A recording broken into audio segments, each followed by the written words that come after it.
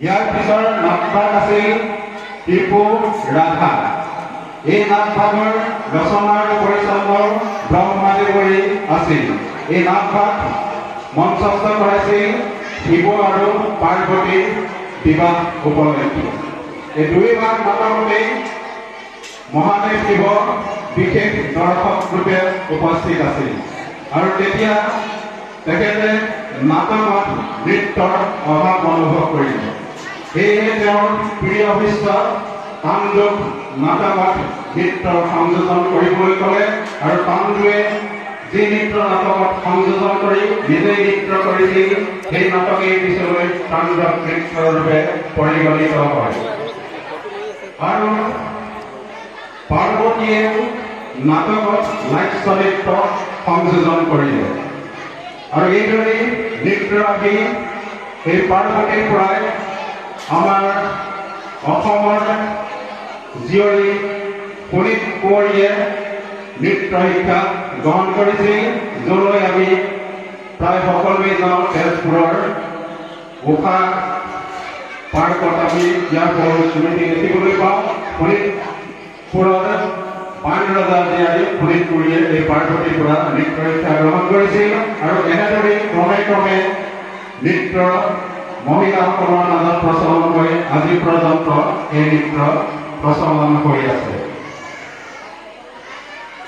আৰু এই নাটকত জড়িত হৈ আছে সৃষ্টিৰ পৰাই ধৰ্ম আৰু ঈশ্বৰ দৰ্শন।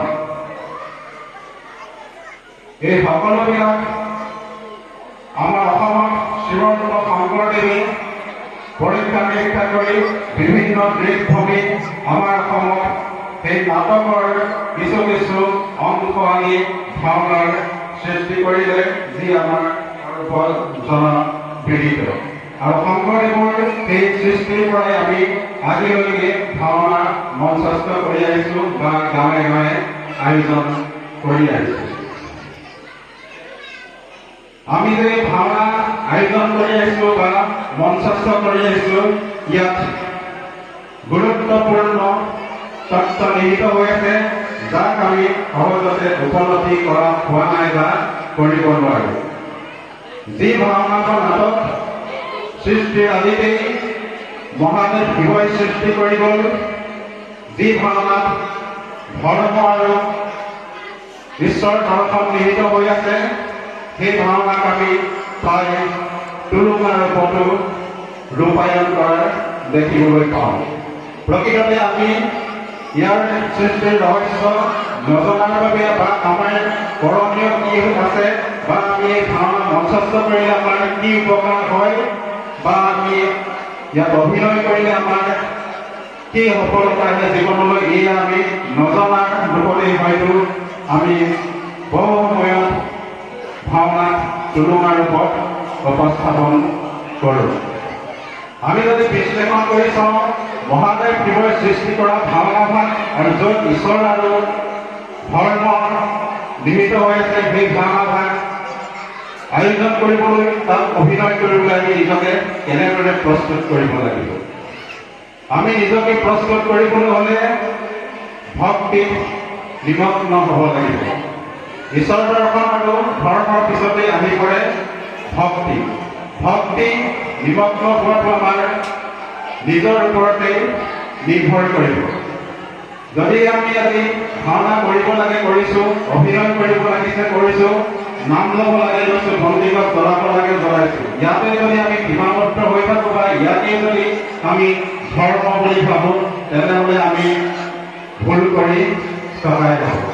আমি যে ভাওনা কৰিবলৈ আহিছোঁ, ভাওনা দৰ্শন কৰিবলৈ আহিছোঁ, ভাওনা আয়োজন কৰিবলৈ অৰ্থ লাভ কৰিছোঁ, ইয়াকে আমি ধৰ্ম বুলি গণ্য কৰোঁ। কিন্তু এই ধৰ্মৰ ফল আমি তেতিয়াহে পাম যেতিয়া আমাৰ ভক্তি উপজিব। আমি ভাওনা দৰ্শন কৰিবলৈ আহোঁতেও ভক্তিত নিমগ্ন হৈ আহিব লাগে। ভক্তি আমাৰ হৃদয়ত লোপজাত হৈ বহু অপ্ৰীতিকৰ পৰিস্থিতি হয়। আমি সাধাৰণতে দেখিবলৈ পাওঁ যে ভাওনা দৰ্শন কৰিবলৈ আহি বহুতো তৰ্কবাদত লিপ্ত হয়, কাজিয়া পেচাল হয়।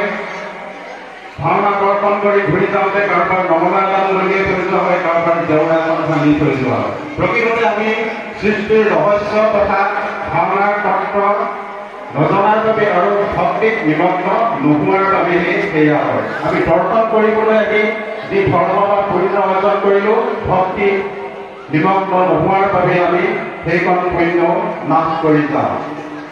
যিসকল ভাওনাত অভিনয় কৰিছে তেওঁলোকে সেই অভিনয় কৰিবলৈ অহা হ'ল, তেওঁলোকে ধৰ্ম কৰিবলৈ আহিছে। কিন্তু সেই চৰিত্ৰটো ভালদৰে উপস্থাপন কৰিবলৈ তেওঁ যদি ভক্তিত নিমগ্ন নহয়, তেতিয়াহ'লে তেওঁ সেই চৰিত্ৰ ৰূপায়ণ কৰাৰ সাৰ্থকতা তেওঁ জীৱনলৈ নাহে। আৰু এইখিনিতে উল্লেখ কৰিবলগীয়া বিষয়টি হ'ল যে 64 কলাৰ ভিতৰত আটাইতকৈ কঠিন আৰু শ্ৰেষ্ঠ কলাই হৈছে নাট্য তথা অভিনয় কলা। গতিকে শিৱই সৃষ্টি কৰা, শংকৰদেৱে প্ৰণয়ন কৰা আৰু 64 কলাৰ ভিতৰত শ্ৰেষ্ঠ কলাত ভাগ ল'বলৈ হ'লে আমি নিজকে প্ৰস্তুত কৰিবলৈ হ'লে কিমান সাধনা কৰিব লাগিব সেয়া সহজেই অনুমেয়। অভিনয় কৰিবলৈ গ'লে নিজৰ স্বাস্থ্য মগজু সকলো সুস্থ ৰাখিবলগীয়া হয়। আৰু এই স্বাস্থ্য আৰু মগজু সুস্থ ৰাখিবলৈ আমি কিছুমান প্ৰক্ৰিয়া বা কিছুমান ভক্তিত নিমগ্ন হ'বলগীয়া হয়। নিজৰ স্বাস্থ্য সুস্থ কৰি ৰাখিবলৈ হ'লে ব্যায়ামৰ আমাৰ প্ৰয়োজনীয়তা আহি পৰে, লগতে খাদ্যাভ্যাসৰ প্ৰয়োজনীয়তা আহি পৰে আৰু লগতে চাৰিত্ৰিক বৈশিষ্ট্যৰ প্ৰয়োজনীয়তা আহি পৰে। আমি যদি ৰাগিয়াল বস্তু সেৱন কৰি, মাদক দ্ৰব্য গ্ৰহণ কৰি নিজৰ স্বাস্থ্যক দুৰ্বল কৰি লওঁ, তেনেহ'লে আমি অভিনয়ত সফল হ'ব কেতিয়াও নোৱাৰিম। গতিকে অভিনয় কেৱল এটা নাটকৰ চৰিত্ৰ ৰূপায়ণ কৰাই নহয়, সেই অভিনয়ৰ জৰিয়তে আমি নিজকে সচেতন কৰাৰ, নিজকে সুস্থ কৰাৰ বা নিজকে সংস্কাৰ কৰাৰ এক পদ্ধতি। আজি বিশ্ব ধপাত বিৰোধী সজাগতা দিৱস, সেয়েহেতু নাটকৰ চৰিত্ৰৰ লগত সংগতি থকাৰ বাবে এই ধপাতৰ বিক্ৰিয়াৰ কথাও এইখিনিতে সংযোজন কৰি গ'লো। আৰু এই নাটকত যিসকল পৰিচালনা কৰে, যিসকল গায়ন বায়ন আছে, সেই সকলোকে আমি এদিন এনেদৰে চাইছিলোঁ যে তেখেতক আমি মাত্ৰ মাননি লৈছিলোঁ এটকা, 4 অনা, 5 টকা, 10 টকা, 50 টকা, আৰু আমি ভাওনা মঞ্চস্থ কৰালৈকে খুব বেছি 100 টকা মাননি আগবঢ়াইছিলোঁ। আমি সেইজন গায়নক এনেকুৱা এটা অৱস্থালৈ ঠেলি দিওঁ যে তেওঁ সেই এমাহ ধৰি ইয়াত যেতিয়া আমাৰ ভাওনা শিকাই থাকে, ইয়াত ব্যস্ত হৈ থাকে, তেওঁ ঘৰ চলাবলৈ যেতিয়া উপাৰ্জন নাথাকে, আমি সেই অনুপাতে এটি মাননীয় তেখেতক দিয়া নাছিলোঁ। কিন্তু আজি ভাওনাত যিসকল গায়ন আছে, যিসকল পৰিচালক আছে, সেইসকলক পৰ্যাপ্ত পৰিমাণে মাননি দিয়া হয় আৰু আগতীয়া বন্দোবস্তি কৰা হয়। এয়া এক ভালৰ লক্ষণ যদিও এই দিনটো কিন্তু ব্যৱসায় লৈ যাবগৈ যে নালাগে, সেই দিশতো মন দিবলগীয়া নথকা নহয়। আজি আমি যুৱসকলক বায়ান পৰিচালনা আদি দিশত আগবাঢ়ি অহা দেখিছোঁ, ইয়াত জীৱিকা উপাৰ্জনৰ ফল আহি পৰাৰ বাবে। গতিকে সেইসকলক আমি সংস্কৃতি ৰক্ষাৰ বাবে এনেদৰে উৎসাহ দিয়াটো প্ৰয়োজনীয়তা আহি পৰিছে। আৰু ইয়াত পোহৰ, শব্দ, ৰূপহত্যা, সাজসজ্জা আদিত জড়িতসকলৰ পৰিয়ালো চলিব পৰাৰ এক ব্যৱস্থা আহি পৰাটোৱে আমাৰ সংস্কৃতিলৈ অৱদান যোগাইছে। মাজে মাজে কিছু ভিতৰত আহি পৰে যে ই অতি ব্যৱসায়িক হৈ গৈছে। গতিকে অতি ব্যৱসায়িক নহয়, ইমান টকা পালেহে এই কামটো কৰি ধৰ্মৰ ভিত্তিত সেই দিশলৈ গৈ পৰ্যাপ্ত মাননিটো আগবঢ়ালে, পৰ্যাপ্ত মাননিটো পালেই ভক্তিভাৱে এই কাম কৰি গ'লে আমি আমাৰ সংস্কৃতিলৈ অৱদান আগবঢ়োৱা হ'ব বুলি আমাৰ অনুভৱ হয়। আৰু এই সংস্কৃতিত জড়িত থকা লোকসকলক আমি কেনে দৃষ্টিভংগীৰে চাওঁ তাৰো এক বিশ্লেষণ যদি কৰি চাওঁ আমাৰ নিজৰ গাতে সেই প্ৰমাণ পাম। আজি এই ভাওনাত যদি কোনোবা এজন সমধুৰ কণ্ঠেৰে গীত পৰিৱেশন কৰে, কোনোবা এজনে যদি সুন্দৰভাৱে ভাওনাত ৰূপায়ণ কৰে, তেতিয়া আমি সেইজনক সকলোৱে আজি প্ৰশংসা কৰিম, সকলোৱে মৰম কৰি, সকলোৱে শ্ৰদ্ধা কৰিম। এনেহে কৰিম যেনে তেওঁ মোৰেই ল'ৰা হ'লেহেঁতেন, তেওঁক ময়েই পালোহেঁতেন, তেনেকুৱা কৰিম। কিন্তু সেই ল'ৰাজন বা সেই বায়নজনে যদি কালিলৈ বা পৰহিলৈ আমাৰ সমাজৰ কোনোবা এঘৰত যদি কোনোবা এজনী যুৱতীক বিবাহ কৰা বুলি প্ৰস্তাৱ আগবঢ়ায়, তেতিয়া আমি কিন্তু আজি কৰা প্ৰশংসাৰ কথা পাহৰি যাম। আমি তেওঁক প্ৰথমে সুধিম যে তেওঁৰ জীৱিকা উপাৰ্জনৰ পথ অন্য কি আছে। জীৱিকা উপাৰ্জনৰ পথ যদি তেওঁৰ অন্য একো নাথাকে, তেতিয়াহ'লে আমি আমাৰ ছোৱালীজনী সেইজন বায়ন বা সেইজন ঘৰলৈ দিবলৈ আমি সন্মতি প্ৰকাশ নকৰোঁ। আৰু যদি কোনোবাই সেই সন্মতি প্ৰকাশ কৰেও, তেতিয়া বিবাহৰ পিছত সেইগৰাকী ছোৱালীয়ে কৰিব যে আগতে আপুনি যি ভাওনা কৰিছিল, যি গায়ন বায়ন লৈছিল, যি বায়ন কৰি গৈছিল, এতিয়া আৰু বিয়া পতাৰ পিছত আপুনি তালৈ যাব নালাগে বুলি সেইজন ছোৱালী আকৌ তেনেকৈ ক'ব। আকৌ যি ঘৰৰ ব্যক্তিজনে বেলেগ এঘৰৰ ছোৱালী বা বোৱাৰীক ক'ব যে তুমি সেইদিনা ভাল অভিনয় কৰিলা, ভাল নাছিলা, ইয়াত নেৰিবাৰী কৰি থাকিবা। কিন্তু ঘৰৰ ক্ষেত্ৰত তেওঁ পত্নীক বা তেওঁ কইনাক, তেওঁ বোৱাৰীক আকৌ সেইজন ব্যক্তিয়ে ক'ব যে আগতে তুমি যি নাচিছিলা, এতিয়া বোৱাৰী হৈ এতিয়া ভাওনা কৰিবলৈ যাব নালাগে বুলি তেওঁক বাধা দিব। গতিকে আমি সংস্কৃতিক কেনেদৰে অৱদান যোগাইছোঁ? কেৱল এগৰাকী মন্ত্ৰী আগবঢ়াই, কেৱল দুটকা অৰ্থদান কৰিয়েই আমি সংস্কৃতিলৈ অৱদান কৰোৱা হৈছে জানো, সেই কথাও আমি দৃঢ়তাৰে বিবেচনা কৰি চোৱা প্ৰয়োজনীয়তা আহি পৰিছে। অকণমান দীঘলীয়া এইকাৰণে কৰি আহিছোঁ যে নেপথ্যৰ পৰা আমি উদ্বোধন কৰিবলৈ আগবাঢ়োতে কৈছিলে যে ভাৱৰীয়াসকলৰ প্ৰস্তুতি সম্পূৰ্ণ হোৱা নাই, গতিকে অকণমান দীঘলীয়াকৈ ক'ব বুলি কোৱাৰ বাবে অকণমান দীঘলীয়াকৈ কৈছোঁ যদিও অতি দীঘলীয়া হ'লে বক্তব্যৰ প্ৰতিও অনীহা আহিব ভাবি বৰ বেছি দীঘলীয়া কৰিবলৈও নাপাওঁ। এই গোৱালাঞ্চল নাগভাগিত ভকতশ্ৰেণী আঞ্চলিক ভিত্তিত আয়োজন কৰোঁতে 1995 চনত আয়োজন কৰিছিল, আজিৰ পৰা 30 বছৰৰ আগত।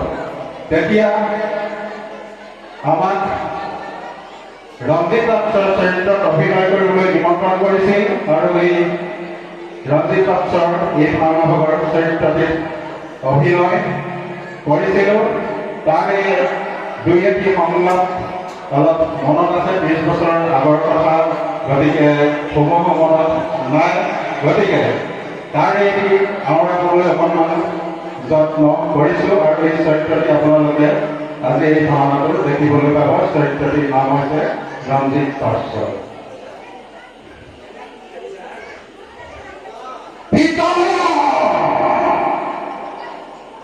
হেয়া তুমি কঠোৰ অন্যায় কৰিছা পিতা,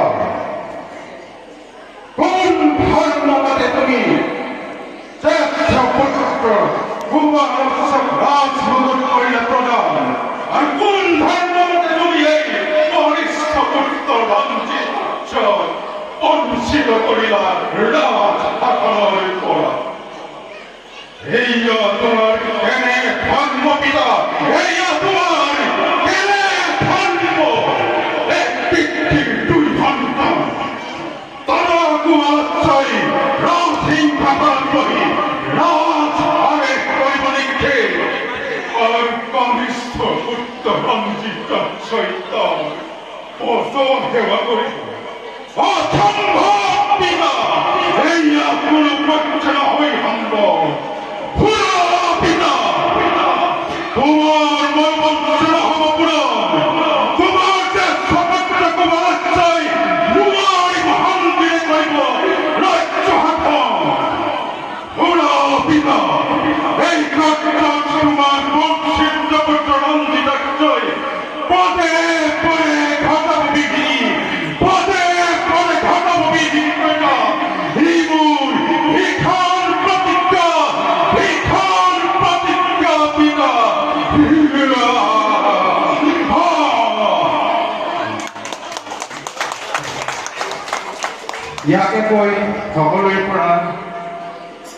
আশীৰ্বাদ বিচাৰিছোঁ আৰু প্ৰভু শ্ৰীহৰিৰ কৃপা কামনা কৰি আজি এই অনুষ্ঠানটি সামৰণি মাৰিছোঁ।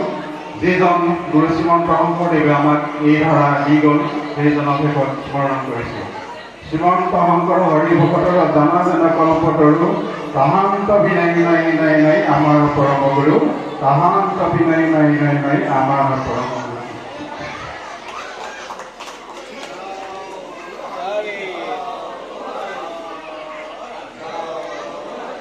ইয়াৰ লগে লগে আজি শোভাযাত্ৰা উপাখ্যান মাছধাৰী শুভ উদ্বোধন হ'ল বুলি ঘোষণা কৰিছিলোঁ আৰু পৰৱৰ্তী কাৰ্য আমাৰ বায়না চলাই নিব।